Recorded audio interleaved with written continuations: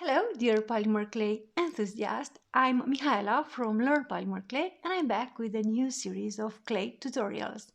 I hope you're pretty enthusiastic because I surely am, and I can't wait to show you how to make a splendid faux porcelain piece that looks like it's been cut out from a porcelain tea saucer. And you'll find my best piece of advice for image transfer at the end of the video. Always, I started by properly conditioning the polymer clay. I'm working with white polymer clay that I have conditioned and passed through the largest setting of my Atlas pasta machine, and then I use the beautiful leafy texture to texture the clay, and in fact this is going to be the back of the piece, and I put it to the side.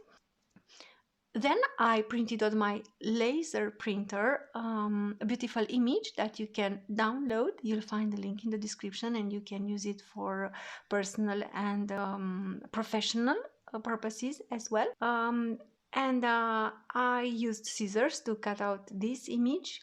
And then I also used a tiny piece with Chinese writing. Normally I should have flipped this writing, this image with this writing in Canva. I hope I did this. I hope I did not forget to do this, but as I don't speak Chinese, I don't know if I flip the image or not. Then you'll have to prepare a bowl of water, and we are going to use water to remove the paper fibers. So, but before doing so, I took the time to rub this image into the clay in order to transfer the image.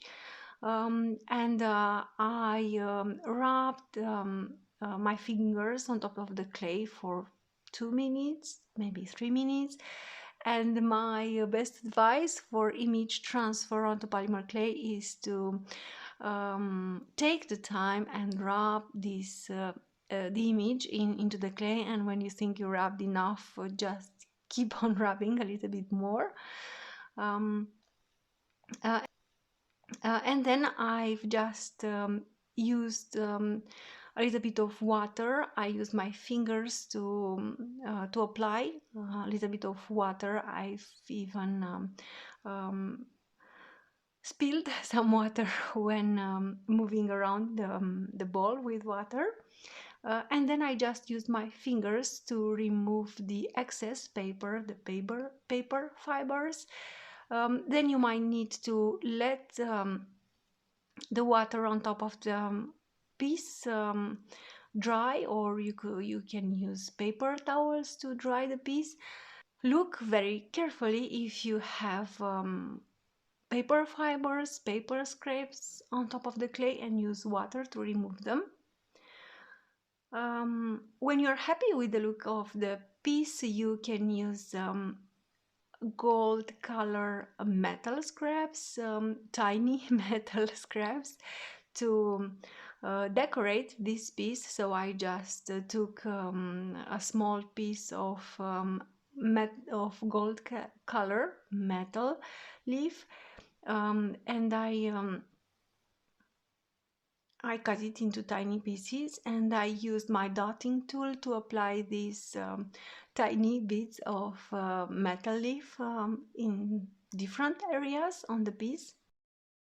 For my trial piece, I first applied tiny bits of gold color metal leaf scraps, and then I transferred the image, and I got a very interesting result. In some areas the image transfer was slightly overlapping the metal leaf, and you might get an interesting result, so you might want to try this out.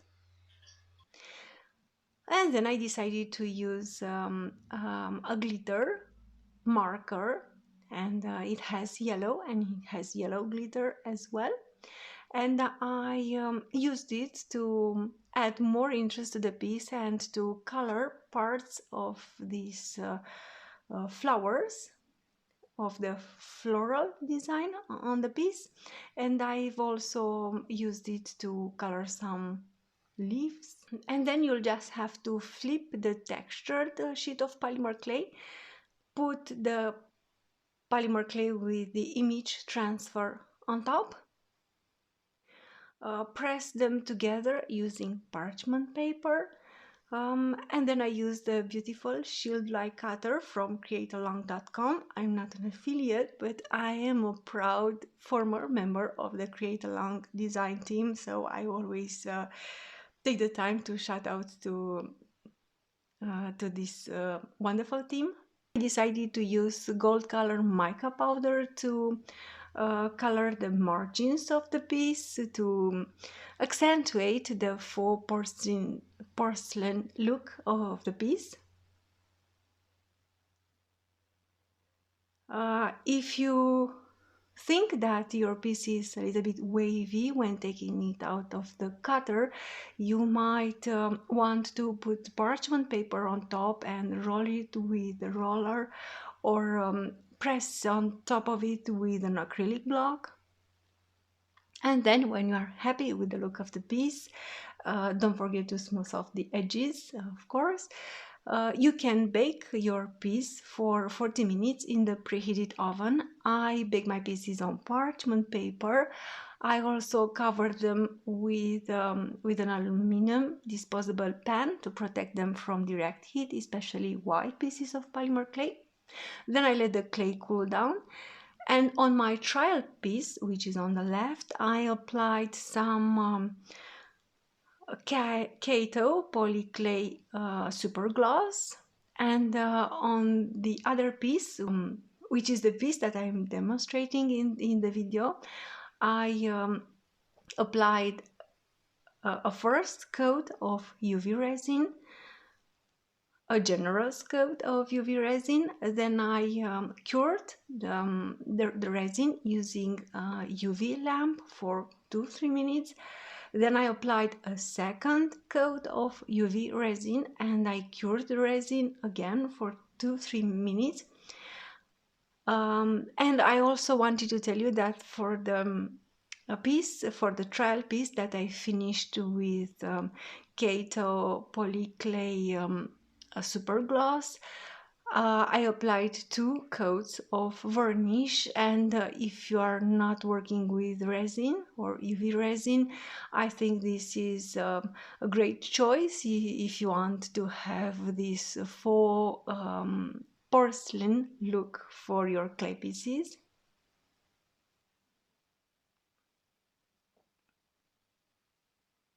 And I put the clay piece onto which I'm applying UV resin on top of a metallic cutter in case of resin drippings, but luckily for this piece I managed not to have such drippings. I used a brush to apply resin and to spread it around, and I was very careful to spread it to the margins of the piece. And this is the finished piece. I noticed that I have some gold color mica powder on the back, so I could use sanding paper to remove this mica powder, but I'm not sure for the moment if I like the piece with the mica powder or if I should sand it. And here's my best advice for image transfer onto clay. Use white or light colors of clay for the background. Do not use clay that is too soft, or you risk to smudge the clay and the image while removing the paper fibers. Try pearlescent clay, try white glitter clay for the background to spice it up a little bit. And take the time to transfer the image by rubbing on top of it with your fingers. This is very, very important. Flip the image in an image editor like Canva, especially for text or for mirror images when making earrings. You can find beautiful images to transfer on Pixabay, on Pexels, on Raw Pixel. And just have fun. Clay is supposed to be easy and fun. Thank you for watching the tutorial. Please let me know what you think about this faux porcelain effect. I can't wait to read your thoughts in the comments. As always, I encourage you to take this inspiration and use it in your work because you know what's better than clay inspiration at your fingertips? Well, a wearable piece of clay looking that it was cut out from a real porcelain saucer, and that could fool some people in the nice way or make them ask you questions about the pieces that you are wearing. Press the like button if you like this inspiration and stay tuned for more inspiration for your work with polymer clay. Thank you.